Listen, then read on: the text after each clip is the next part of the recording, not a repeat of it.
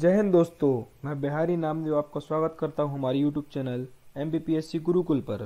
तो कैसे हैं आप सभी लोग? बढ़िया हैं? हाँ, बढ़िया ही अच्छा है।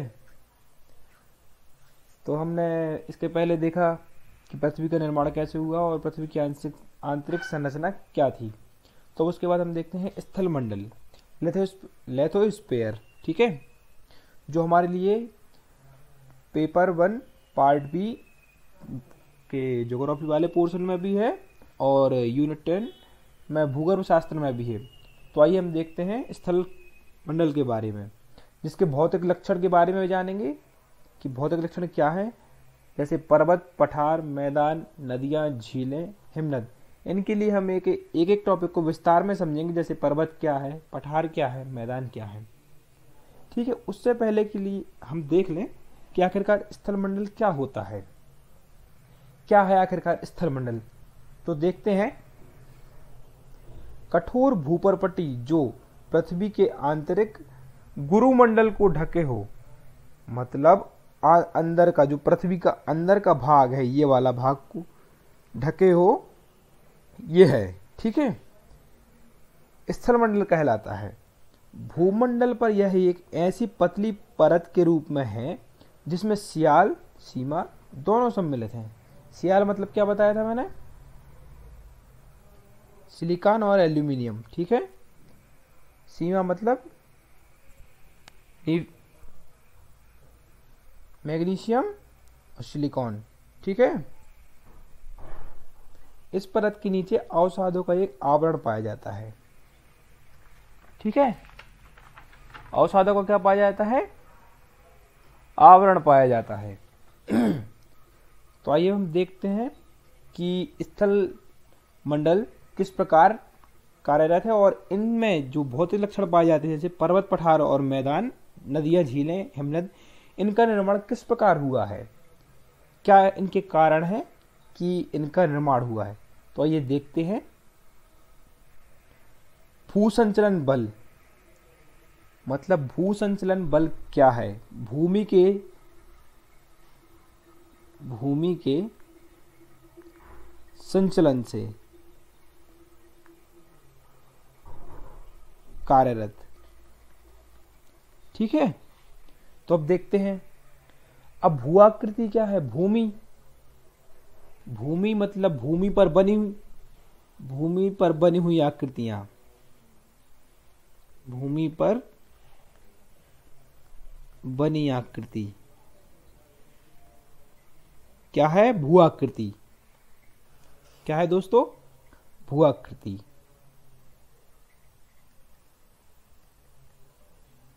ठीक है, भूमि पर बनी आकृति भूआकृति है। जिसका निर्माण कैसे हुआ है?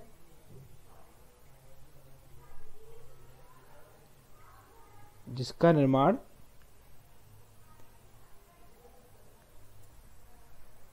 विभिन्न कारकों के द्वारा हुआ है। ठीक है,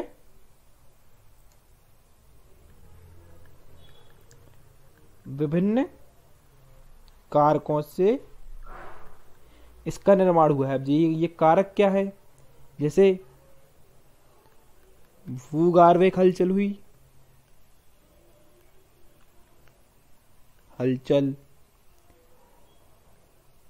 ज्वालामुखी,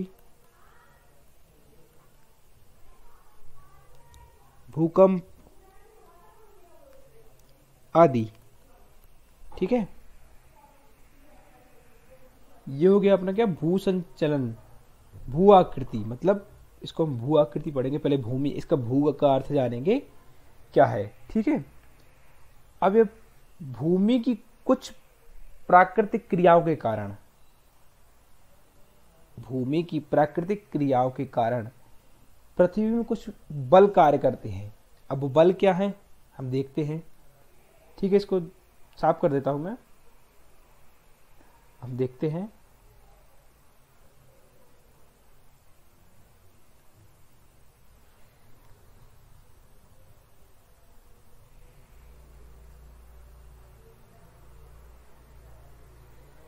कि ये बल क्या है।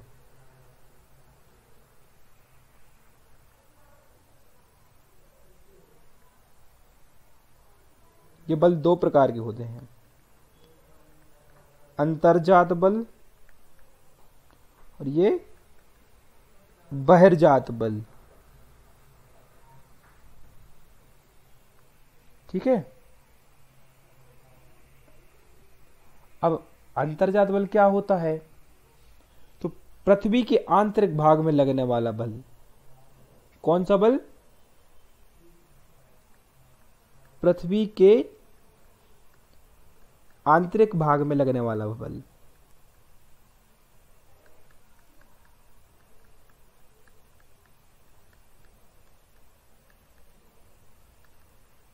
अब पृथ्वी के आंतरिक भाग से कौन कौन से बल लग रहे हैं इसको देखते हैं अब हम। इसमें भी आकस्मिक बल और पटल विरूपणी बल। ठीक है। तो आकस्मिक बल क्या होता है? जो एक झटके से आकस्मिक लगे, या फिर अपन बोलते हैं ना किसी को सरप्राइज दे रहे हैं, तो वही है ये आकस्मिक बल, जिसका किसी को पता ना हो, अंदाजा ना हो। ठीक है। आकस्मिक बल को हम 3 विभागों में देख सकते हैं कि आकस्मिक बल का हम अनुभव कैसे करते हैं आखिरकार। ठीक है। तो देखते हैं। पहला, ज्वालामुखी।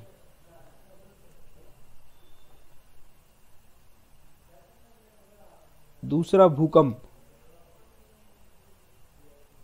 और तीसरा, सुनामी। ठीक है। क्या है? सुनामी। ठीक है। अब हम देखते हैं दूसरा बल कौन कौन सा ये। अब ये पटल विरूपणी बल क्या है? जो भूपटल पर, यह आकस्मिक बल अंतर्जात के अंतर्गत आता है। आकस्मिक बल जो अंदर से लगता हुआ है, जो पृथ्वी के आंतरिक भाग से तीव्र गति से लगता है, यह तीव्र गति से लगने वाला बल है। ठीक है। जिसकी क्रियाएं हमें भूपटल पर तीव्र गति से दिखती हैं। अब जैसे कहीं ज्वालामुखी विस्फोट हुआ तो उससे क्या क्या निकलता है आपको पता ही है, राख, बहुत सारे एलिमेंट, और वो क्या, लावा निकलता है, बहुत सारे तत्व निकलते हैं। ठीक है। अब देखते हैं भूकंप। भूकंप क्या है? भूकंप का अर्थ होता है कंपन, भूमि का कांपना। भूमि का कांपना क्या है? भूकंप है। ठीक है। सुनामी, अब वही, सुनामी इन दोनों के कारण आती है। महासागरीय भाग में जब ज्वालामुखी विस्फोट होता है या फिर भूकंप आता है तब सुनामी आती है। ठीक है। यह चक्रवात के समय आती है, इसको हम बाद में पढ़ेंगे। अब देखते हैं हम पटल विरूपणी बल। तो पटल विरूपणी बल भी 2 प्रकार का होता है, तनाव और संपीड़न। तनाव मतलब खिंचना, इस साइड जाना और इस साइड जाना। संपीड़न मतलब ऐसा आना और ऐसा आना, मतलब कंप्रेस करना। ठीक है। किसी को दबाना। जैसे अपन कपड़े रखते हैं ना सूटकेस में, तो उसको कैसे जमा के और दबा दबा कर रखते हैं, वैसे ही। ठीक है।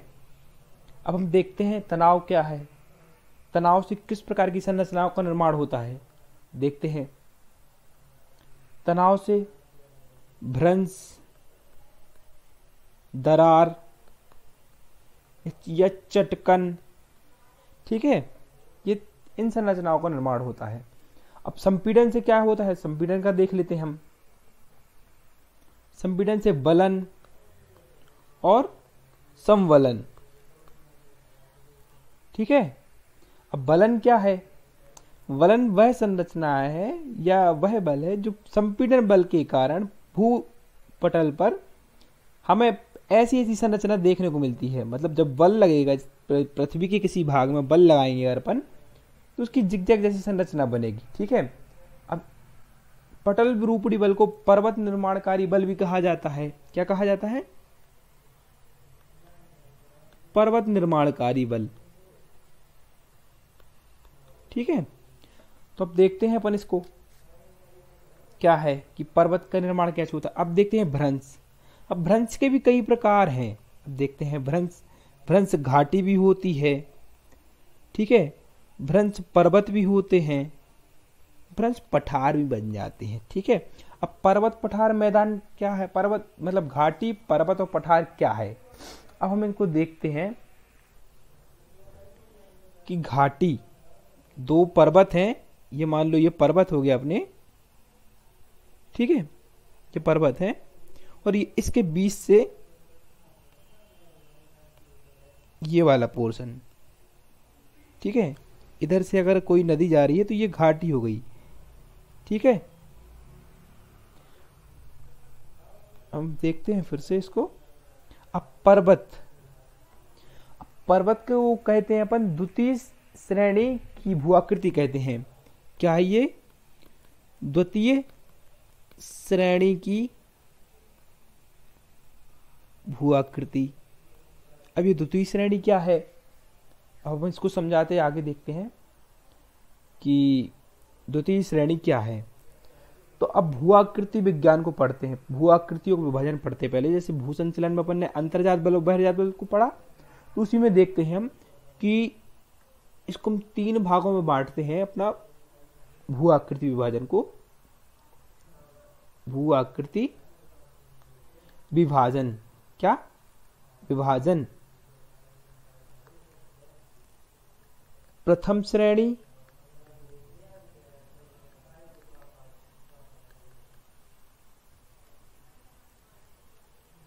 द्वितीय श्रेणी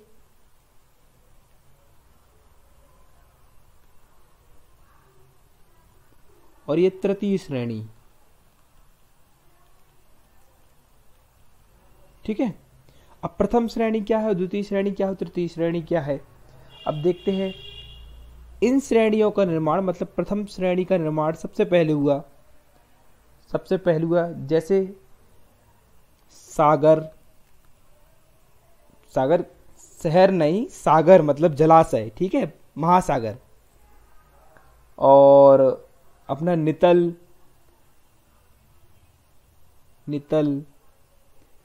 भूखंड का निर्माण हुआ। ठीक है, अब इसके बाद हम देखते हैं इन सब का निर्माण महाद्वीपीय विस्थापन सिद्धांत से हुआ, जो हम आगे पढ़ते हैं या आप पढ़ चुके होंगे, तो ठीक है। अब हम देखते हैं द्वितीय श्रेणी की स्थलाकृतियां। अब इनमें क्या होता है?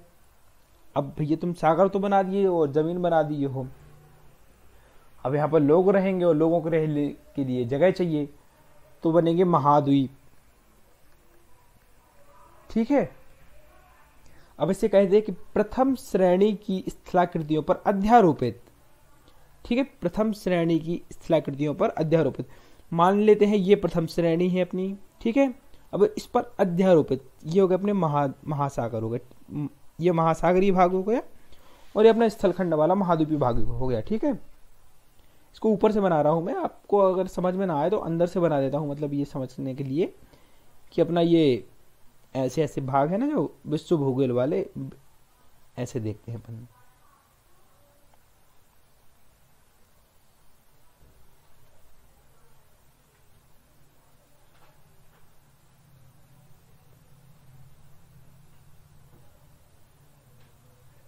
ठीक है, अब ये हो गया अपने, अब जैसा बना है समझ जाइएगा कि विश्व बना दिया है मैंने।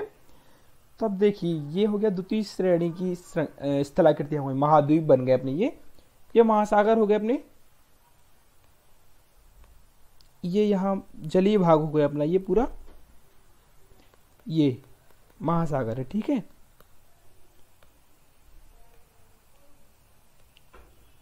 अब देखते हैं, अब ये बन गया, अब इस पर द्वितीय श्रेणी की स्थलाकृति हो गई है। अब इस पर कुछ नवीन संरचनाएं बनेंगी, तो आप संरचनाएं देखते हैं इसमें कि पर्वत, पठार, मैदान, नदियां आएगी, नदी, नदियाँ नहीं कह सकेंगे, इसको कहेंगे अपन नदी घाटी। ठीक है, क्या कहेंगे?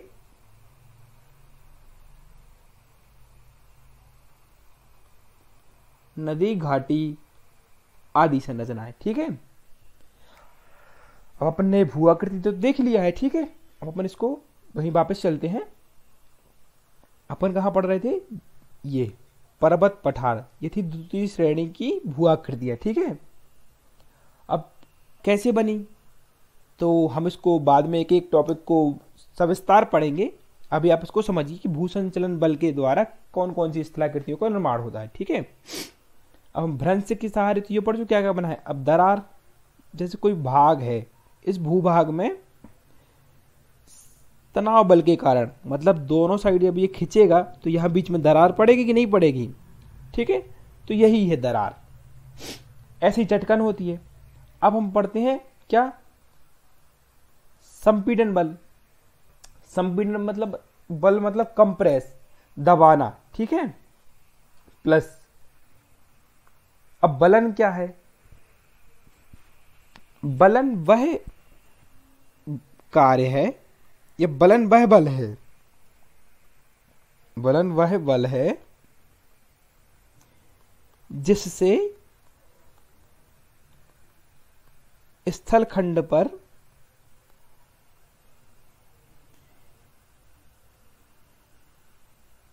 मतलब क्या कह सकते इसको,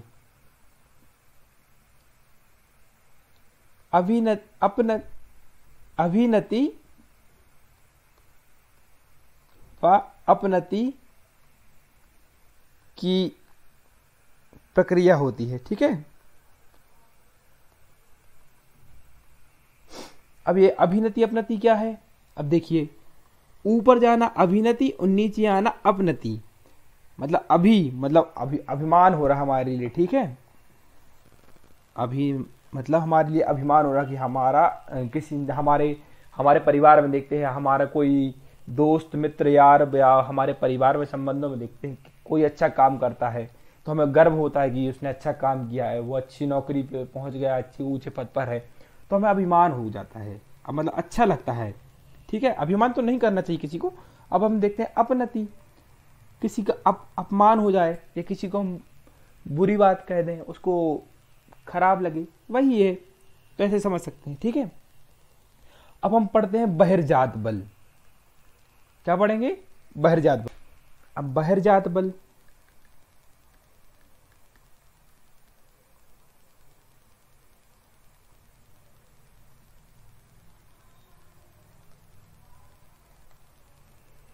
क्या है? अब बहिर्जात बल में देखते हैं हम अपक्षय और अपर्दन।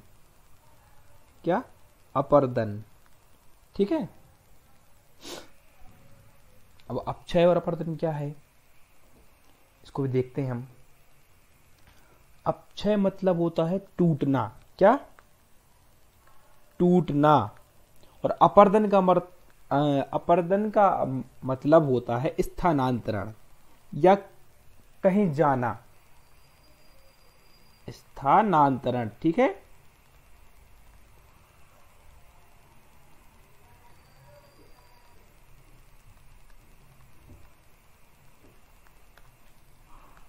ठीक है, अब देखते हैं टूटना और जाना। अब क्या टूटना? चट्टानों का आपस में टूटना। किसका, किनका टूटना?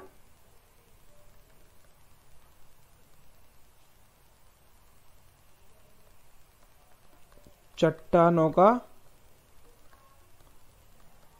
आपस में टूटना क्या कहलाता है? अपक्षय। और अपर्दन क्या है? स्थानांतरण होना। अब ये स्थानांतरण कई प्रकार का भी हो सकता है और कई कारक भी हो सकते हैं इसके। ठीक है, अब हम देखते हैं कि किन किन माध्यमों से अपक्षय होता है, मतलब अपर्दन होता है, सॉरी। जल के द्वारा, हिमानी के द्वारा, पवन के द्वारा और हिमनद के द्वारा। ठीक है, अब जल के द्वारा कैसे होता है तो देखते हैं। अब जैसे कोई नदी आई, यहाँ से कोई नदी प्रवाहित हो रही है, ठीक है, ऐसी कोई नदी प्रवाहित हो रही है। अब ये इधर कचरा वेस्टेज पड़ा हुआ है, ठीक है, अब वो इसके मार्ग में आएगा या अपने साथ ले जाएगी, यहाँ साथ ले जाएगी, तो इसके साथ ये चला जाएगा, ये साफ जगह हो जाएगी, यह मैदान हो जाएगा। अच्छा, हम कृषि कर सकते हैं, उद्योग कर सकते हैं, इन अन्य गतिविधियां कर सकते हैं, नगर बसा सकते हैं, ठीक है। ये हो गया अपना जल के द्वारा। ऐसे हिमानी के द्वारा। अब पवन द्वारा अपर्दन कैसे होगा? मरुस्थलीय भाग में। कब? मरुस्थलीय भाग में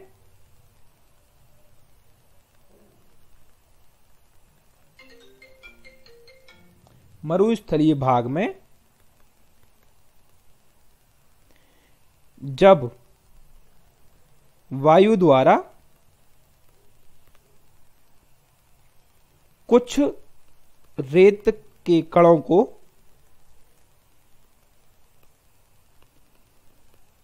एक स्थान से दूसरे स्थान पर ले जाया जाता है, तो वहां जो अपर्दन होता है उसे हम पवन अपर्दन कहते हैं, ठीक है। इसी प्रकार हिमनद द्वारा, हिमनद कहाँ पाए जाते हैं? उच्च स्थलों पर या उच्च अक्षांशों पर हिमनद पाए जाते हैं, पर्वतों पर, जहाँ पर ग्लेशियर पाए जाते हैं, जहाँ से नदियों का उद्गम होता है, सदा नीरा नदियों का। तो वहाँ से जब उन क्षेत्रों में अपर्दन होता है तो उन्हें हम हिमनद अपर्दन कहते हैं, ठीक है। देख लेते हैं। अब अपन पढ़ते हैं अपक्षय। अभी अपक्षय क्या है? अभी बताया मैंने, चट्टानों के अपने स्थान पर भौतिक या रासायनिक प्रक्रियाओं द्वारा टूटने फूटने की क्रिया को अपक्षय कहते हैं। यह स्थैतिक प्रक्रिया है जिसमें चट्टान का विघटन होता है और वियोजन होता है, ठीक है। अब हम देखते हैं कारक क्या है।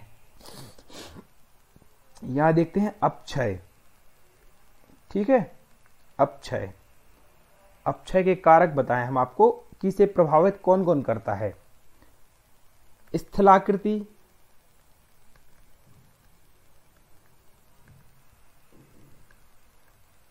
जलवायु, ताप, दाब और वनस्पति, ठीक है। अब हम अपक्षय के प्रकार भी देख लेते हैं।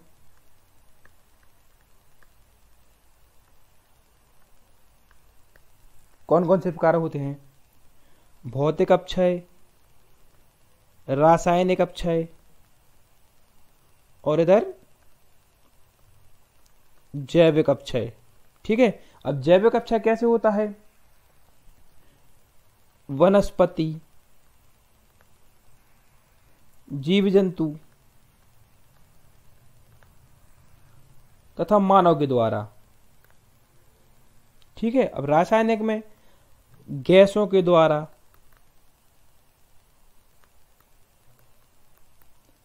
अब भौतिक में क्या होता है? वही अपना बताया मैंने अभी कि ताप, दाब, जलवायु। अब ताप कैसे प्रभावित करता है? जहां अधिक गर्मी हो गई तो वहां ग्लेशियर पिघलेंगे, नदी द्वारा जल लाया जाएगा और अपक्षय होगा, ठीक है। तो इस प्रकार आज का हमारा ये टॉपिक खत्म होता है, समाप्ति की ओर ले जाते हैं। अब इसके बाद हम पढ़ेंगे स्थलाकृतियां हैं जो मैंने बताई है ना, कि स्थलाकृतियां कौन कौन सी बताई मैंने अभी। पर्वत, पठार, मैदान तथा नदियों के बारे में हम पढ़ेंगे। क्या पढ़ेंगे? नदियां। तो ठीक है, आज के लिए इतना ही। धन्यवाद। जय हिंद, जय भारत। बोलो भारत माता की जय।